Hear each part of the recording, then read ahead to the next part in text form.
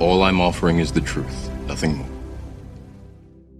As Emerson said, you become what you think about most of the time. Earl Nightingale, in his Strangest Secret of Success, simply said that you become what you think about all day long. So what we have found is that our outer world is merely a reflection or corresponds with our inner world. In computer language, they have an expression, GIGO, which means garbage in, garbage out. But it also means good in, good out. Now, if the human being was like an animal, and that we were programmed permanently and could never change our instincts and our responses, then we would have no hope. But the good news is that everything that we have learned, we can unlearn. That everything that has been programmed into us can be deprogrammed and can be overridden with new programming. And we say, number one, your self-concept is the master program of your subconscious mind. It's the master program. Your self-concept is your operating system. Everything that you produce on the outside is determined, modified, affected in some way by your self-concept. You cannot change what is being produced on the outside without changing your operating system. So that's the first thing we know. Second, we say you always perform on the outside based on how you think on the inside. You always perform on the outside based on how you think on the inside. Now there are laws. The law of belief says that your beliefs become your realities. But the things that you believe may not necessarily be true. However, if you believe them intensely enough, they will become true for you. The law of attraction says that you attract into your life people and circumstances in harmony with your own thoughts. And your own thoughts may be positive or negative. They may be uplifting or depressing, but whatever, you will attract people and circumstances just like them. The law of expectation says that your expectations tend to become your own self-fulfilling prophecies. In other words, what you expect to happen usually does. And if your expectations are based on false information, so you have false expectations, that's what will happen anyway. For instance, your expectations could be that you are destined to have an extraordinary life and be extremely successful. Is that no matter what happens, it's all part of a learning process that is leading you inevitably to great success, happiness, and accomplishment. And if you absolutely expect that to be true, if that's your fundamental belief, then over time that will become true. You'll be able to throw off the ups and downs of life. You'll be able to ignore the negative influences around you. If you confidently expect to be a great success, then by gum, you sure will be. No matter what people tell you, you just say, well, it'll be all right. Everything will work out fine. And we know that an attitude of confident expectation is a hallmark of highly successful people. They just expect to succeed more than they fail. They expect to be liked by others more often than they're disliked.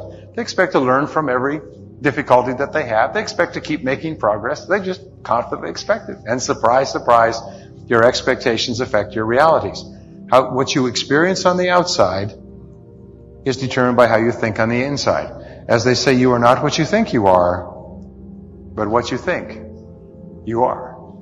In the Bible it says, as a man thinketh in his heart, which means in his subconscious mind, way down deep, so is he. According to your faith, it's done unto you, and so on. Well, number 3 is you don't believe what you see what you believe. You see what you have already decided to believe. Irrespective of whether or not that information is based on false information. One of the great rules, by the way, one of the most important of all principles, is to challenge your self-limiting beliefs. You see, we are all plagued by self-limiting beliefs. Beliefs that we tell ourselves, things that we tell ourselves to hold ourselves back. We shoot ourselves in our own feet and then we admire our own marksmanship. We hold ourselves back with self-limiting beliefs. We tell ourselves that we're limited in some way, when in reality, it's probably not true at all. The fact of the matter is that in terms of actual potential, you have so much potential that if you ran at 100 miles an hour, full blast, using your potential for the rest of your life, you would never come within miles of what you're truly capable of doing. In fact, Ernest Holmes, the great metaphysician, once said that all negativity is rooted essentially in the frustration of potential. People feel that they're capable of doing vastly more. Nelson Mandela, in his talk to the Nobel Prize Committee when he received his Nobel Prize, said, "Our great problem is not that we feel that we are powerless, but that deep down inside we feel that we are powerful beyond measure." Powerful beyond measure. That you are powerful beyond measure. It's an incredible thought. It's almost a scary thought, isn't it? But it's also true. Because the powers that you have are extraordinary. And as William James said, we live habitually well within our powers. We have enormous reserves of potential that we habitually fail to use. Which brings us to number 4. All improvement in personal performance begins with an improvement in your self-concept. All improvement in personal performance, in what you do on the outside, begins with an improvement in your self-concept, in your beliefs about yourself. When you change your beliefs about yourself on the inside, you change the reality of your life on the outside. Number 5 is there's a relationship between self-concept and performance. Your self-concept precedes and predicts your levels of performance and effectiveness in everything you do. The self-concept always comes first. It's always as within, so without. It always begins on the inside and radiates outward. I heard that for years. The average person uses only 10% of their potential. The average person uses only 10% of their potential, and so on. And then someone pointed out to me that if that was a true statistic, that means that 90% of your potential is left untapped. Let's take it in its simplest terms. It means that compared to what you could earn, you are earning about 1/10. Or put it in reverse, you could probably earn 10 times what you're earning today. And of course we know that is true, that you could earn 10 times what you're earning today. And why do we know that's true? Because there's lots of people doing it. Lots of people your age who are doing it. Lots of people started off with nothing who are doing it. Lots of people in your field who are doing it. So obviously it's doable. If there was only one person in America earning 10 times as much as you're earning, then you could say, well, that's a coincidence. But if there's hundreds and thousands and millions of them, well, then maybe we have to say there's something going on here. And whatever anyone else has done, you can do. Whatever anyone else has learned to get from where they were to where they are, you can learn as well. But of course, the statistics, according to Stanford, are a little bit worse than 10%. The average person, according to Stanford, uses only about 2% of their potential. The average person has got a lot of potential, but they're saving it up for a good purpose, yet to be determined. We also know there's a direct relationship between the amount of your potential you use and your self-concept. And since the average person, let's use 10% as a generous estimate, since the average person's self-concept is far more limited than it needs to be, then your level of effectiveness is limited as well. We also know something else. We know that your self-concept is subjective. In other words, what you think and feel and believe about yourself is not based on reality. It's not based on fact. It's based on information that you have taken in and accepted as real, and as a result, it has become true for you. Most of our self-limiting beliefs have no basis whatever in reality. If you ask an adult, can you play a violin? He'll say, no, I don't play a violin. If you ask a child, the child will say, I don't know, I haven't tried yet. The adult is very, very quick to shoot themselves in the foot. The adult is wide open. The child, like the teacher goes up to little Bobby and says, Bobby, what are you doing? He says, well, I'm drawing a picture of God. She said, you can't do that. Nobody knows what God looks like. Yeah, well, they will when I'm done. In other words, young people don't have all the blocks. We say we're old and mature now. You know what old and older and more mature and wise means? It means we've sold ourselves out. We've settled for less. We've put our dreams in the closet, as they say. We've accepted that we're limited, and whenever possible, we'll encourage as many other people to think the same way too. So we know that your self-concept controls your performance, and your self-concept is subjective. Think about that. You think that you're not good in some particular area of life? You think that your income is limited? It's subjective. Now let me explain to you what I mean. We each have a series of mini self-concepts. You have a self-concept for how you dress. And you have a self-concept for how you play a musical instrument. And a self-concept for how well you tell jokes. and speak in public, and a self-concept for how punctual you are, and how well you use your time, and how much you read, and whether or not you listen to audio programs in your car. You have a self-concept for how smart you are, how creative, how quickly you learn, what kind of a memory you have. You have a self-concept for how likable and personable you are with others.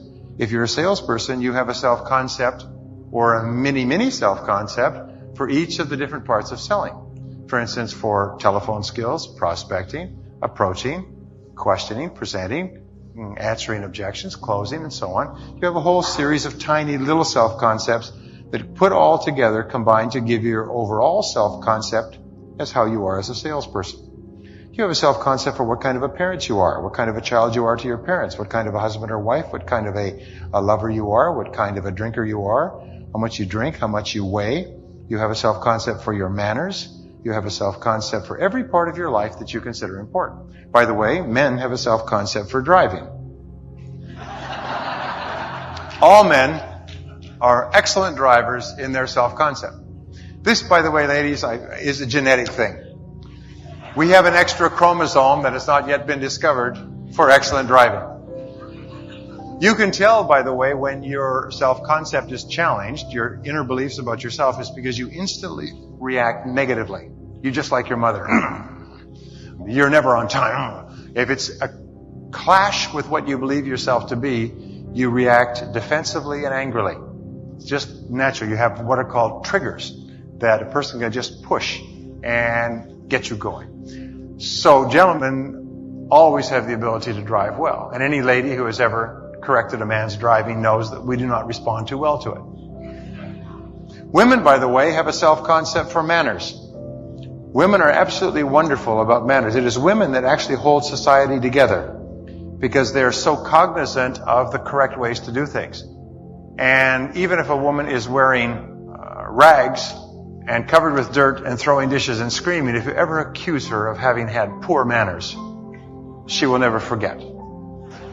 Now, here's the point that turned my life around many years ago with regard to self-concept. I couldn't believe this. I stood there staggered. I still remember the time and the place I learned it many years ago, is that each of us has a self-concept with regard to the amount of money that we make. And that you can never earn more than 10% above or below your self-concept level of income without engaging in compensatory behaviors. Your self-concept is like a thermostat, and it has what is called a comfort zone.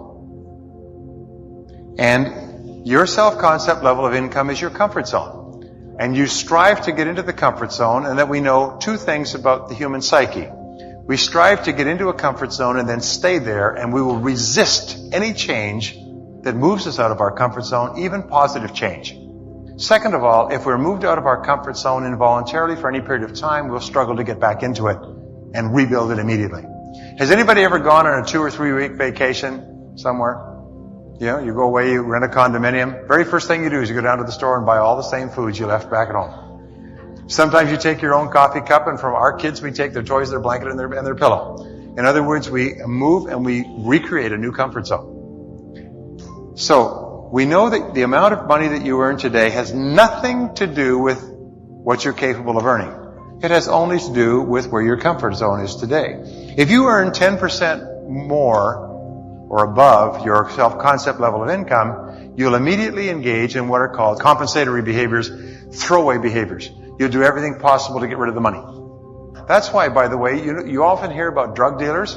They'll leave a briefcase full of money in a taxi cab. They'll actually lose it on the street. It's because deep down inside, this money is so far beyond their self-concept that they just lose the money. They just forget it.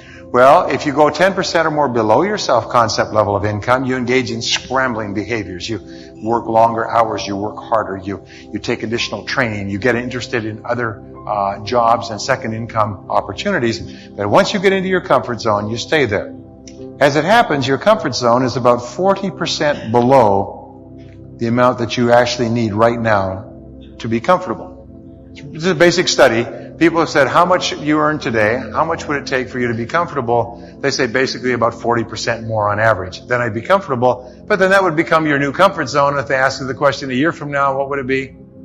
40% more. No matter how much you earn, you just simply adjust your comfort zone. When I learned this, I realized that if I could raise my thermostat, my financial thermostat, I could increase my income. And that was the turning point.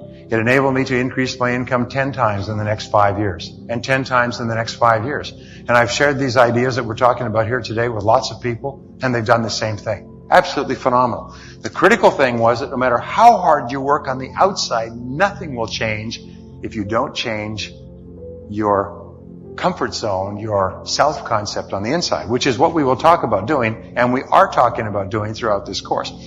So, we know that your self-concept is made up of 3 parts.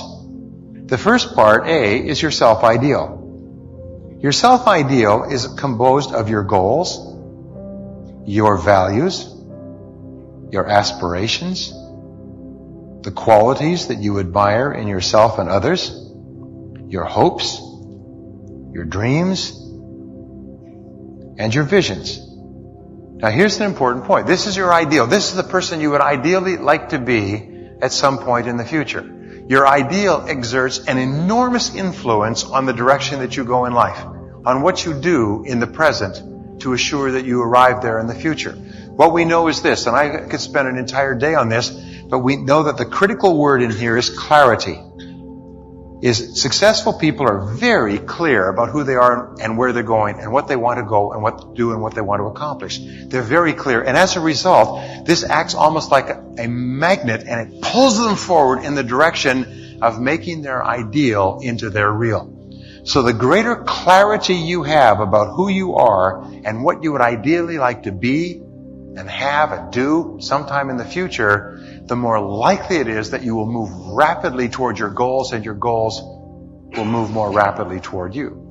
What do we know about unsuccessful people? Is that they're very fuzzy about their ideals. In most cases, they have no ideals at all. They compromise whatever qualities they may espouse. They have no visions or goals. And if something else comes along, they go that direction or that direction. Successful people are crystal clear, and they move in a straight line toward being the very best person they can imagine being, and toward achieving the very best things that they can imagine achieving. So your self-ideal is very important. The second is your self-image. Your self-image is the way you see yourself and the way you think about yourself. It's often called your inner mirror. It determines how you perform on the outside. It's like you look into this mirror before you perform. If you see yourself as an outstanding sales professional, calm, confident, relaxed, positive, highly paid, then when you work and interact with clients, that's how you'll be. If you see yourself new and inexperienced and not knowing enough about your product, then that will come across. But it is what is going on the inside. And we know with self-image modification, if you change your mental pictures, about yourself, if you begin to visualize and imagine yourself as you would like to be, that mental picture is accepted by your subconscious mind as a blueprint or a command, and you act on the outside consistent with the mental picture. Here's a key point. If you have something important coming up, every time you think of it, visualize and imagine yourself calm, confident, relaxed, and the whole situation coming out perfectly.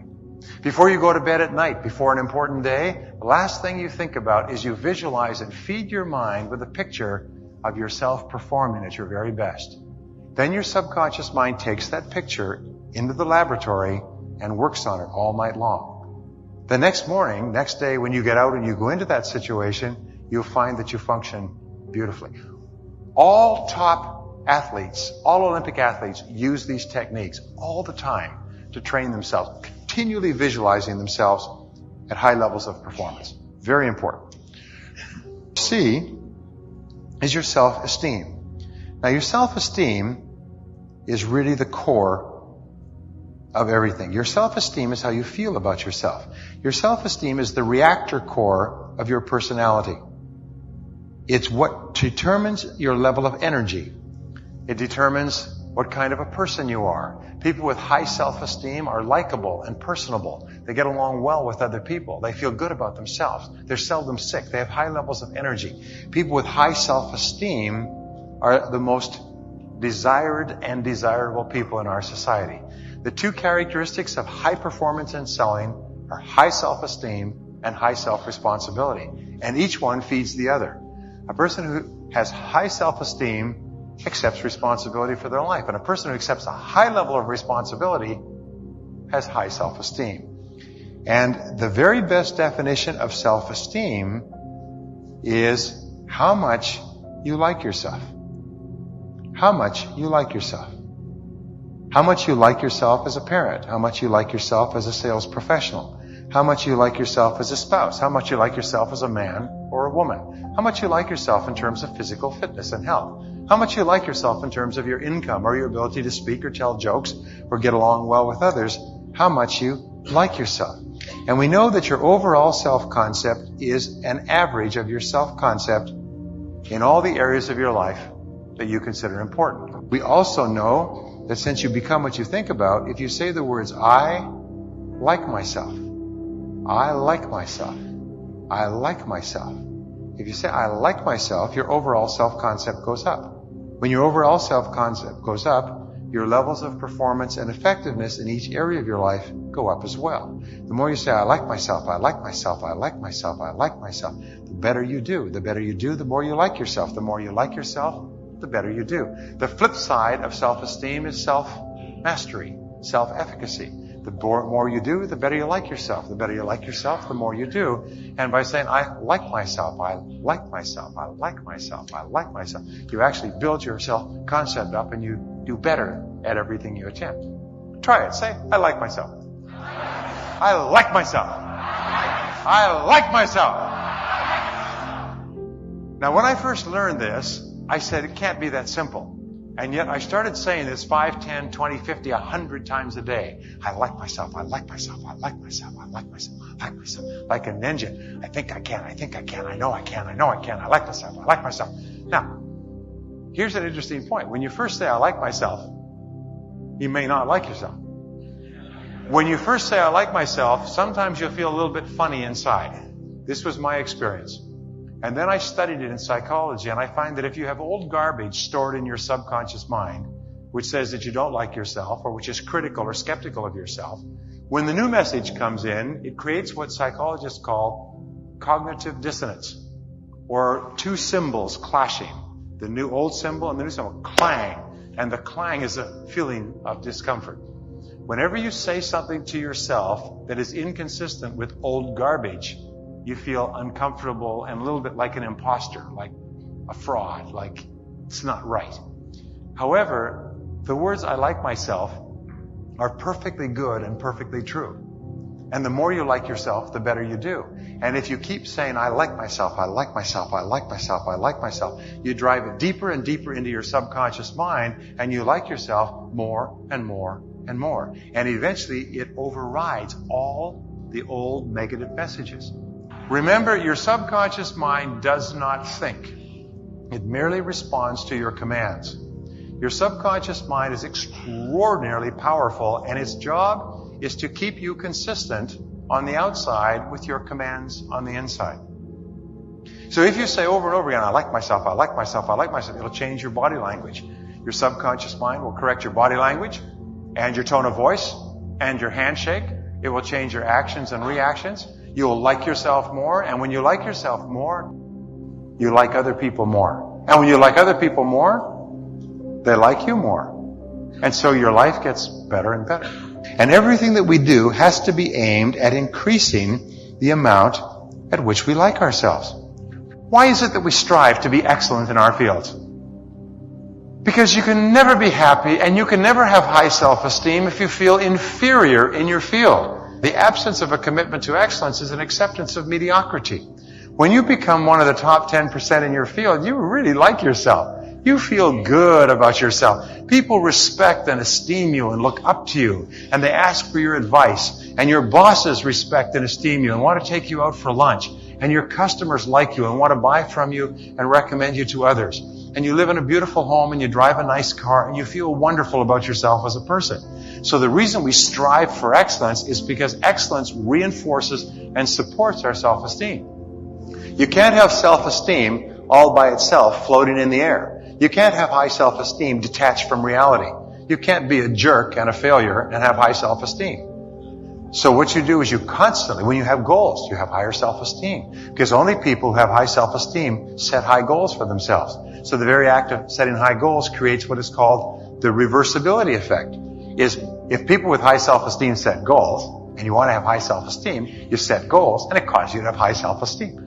If people have high self-esteem, get along really well with others, then concentrate on getting along really well with others, and surprise, surprise, they will treat you well, and your self-esteem will go up. Everything is back and forth, windshield wiper. And your whole life must become a constant process of upgrading your self-esteem in every area of life that's important to you. And you will accomplish extraordinary things.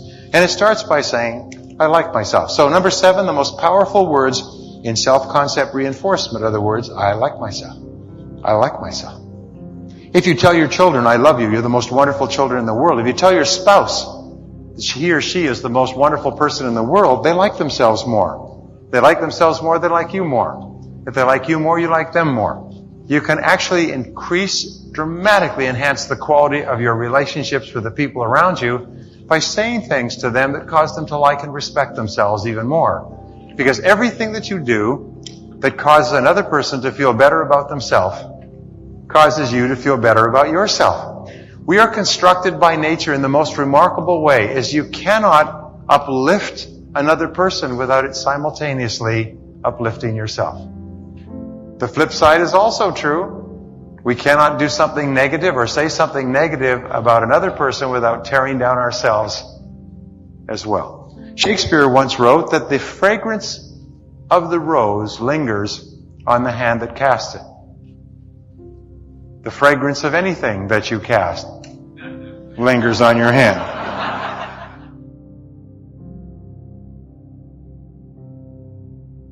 Number 8, there are 2 major obstacles to high performance. The first, A, is the fear of failure. The fear of failure is learned in early childhood when children are told over and over again, no, stop, don't, get away from there, stop touching that. Children hear the first word they hear over and over again is no, stop, no. Children are driven by instinct to touch and taste and smell and feel and get into everything. They're little kamikaze pilots. They have no sense of danger. Nothing. And parents are always trying to protect them by saying, no, stop that, get away from there, leave that alone, put that down, now look what you've done. Children eventually, if they are verbally, emotionally, and physically disabused, begin to develop the feeling, I can't. I'm too small. Every time I try something, Mommy gets mad at me. They get angry with me. They shout at me. I can't. I can't. I can't. And as adults, whenever we're presented with a new opportunity, a new possibility, a book, a tape, a course, a job, a promotion, the first thing, I can't. I can't. Come up here and speak to the group. Oh, God, I can't. I can't. I can't. Just stand up and tell us how you got to where you are in your life. Oh, 54% of adults would rather die than speak in public. I can't. So whenever you're confronted with an opportunity to do something different, your natural response, which is taking you out of your comfort zone, I can't. We always feel this fear of failure in our solar plexus. It starts in the front of our body, and our solar plexus moves up through our stomach to our heart, our lungs, our throat. It can even give us headaches. Can cause our bladder to go loose and cause us to have to run and go to the bathroom. This fear of failure is terrible. And the way that you countermand the fear of failure, whenever you think of something that is fearful, you say the words which override these words. The words are, I can do it. I can do it. I can do it. I can do it. Tell your kids you can do it. Tell your spouse you can do it. Tell your friends you can do it. Tell people who are looking at a new challenge, you can do it. Start a business, you can do it. Call on a big customer, you can do it. Just tell people you can do it, because every single time you reinforce somebody else, you reinforce your own courage. What is the word encourage? It is to instill courage into. When you encourage other people, you actually encourage yourself. And remember, fear is the big enemy. Our job is to get rid of this fear of failure. This fear of failure that holds us back and paralyzes us. Imagine if you weren't afraid of anything in the whole world, what a difference it would make. Imagine if you were guaranteed a success in anything. If somebody waved a magic wand and said, whatever you do from now on, you'll be successful. And you went out here and you could do anything, call on anybody, go anywhere, start anything, try anything, and you'd be successful. We don't realize how much of a role fear plays in our life until we think what we would do if we didn't have any. And B is the fear of rejection. Fear of rejection is the second big fear, and it's learned when children are told, you'd better or else. If you don't, you're going to be in big trouble. Now you're in trouble, and parents withdraw their love and affection from the child and express disapproval and anger for what the child does.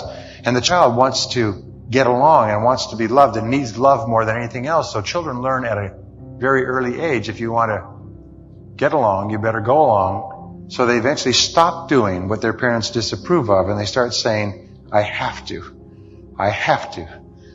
do what mommy wants. I have to do what daddy wants. I have to do what they approve of, or they won't love me. And then we become adults, and this goes unconscious, and it's programmed into our subconscious mind, and many adults become hypersensitive. They're hypersensitive to the opinions of others. They're hypersensitive to the criticism of others. I have to do this. I have to do that. If I don't do this, he won't like me. She won't like me. They won't like me. They'll disapprove of me. So therefore, we become hypersensitive. We have this fear of rejection, which is a fear of criticism. It's a fear of ridicule. It's a fear of disapproval. And we find that all successful people have to overcome these fears of failure and these fears of criticism, these fears of disapproval, in order to move ahead in their lives. So what is the counter to the words I have to? It is, I don't have to. I don't have to. I can do anything I want to do, and I don't have to do anything I don't have to do. One of the most important things we do in life is we begin to define ourselves in our own terms. What this means very simply is this, is you do what you do because you want to do it and because it's consistent with what you think is the best in your own life. And you don't do it or not do it because you're afraid of what others might think. Because what others might think is really quite irrelevant because it changes all the time anyway, and you cannot organize your life on it. I read Cyrano de Bergerac, the play by Edmond Rostand, some years ago. Cyrano was an extraordinarily individualistic, self-confident, outspoken man. Just a great, interesting man. Later on in the book, they ask him, they say, Cyrano, or in the play, Cyrano, why is it that you have always been so individualistic? You always have gone your own way.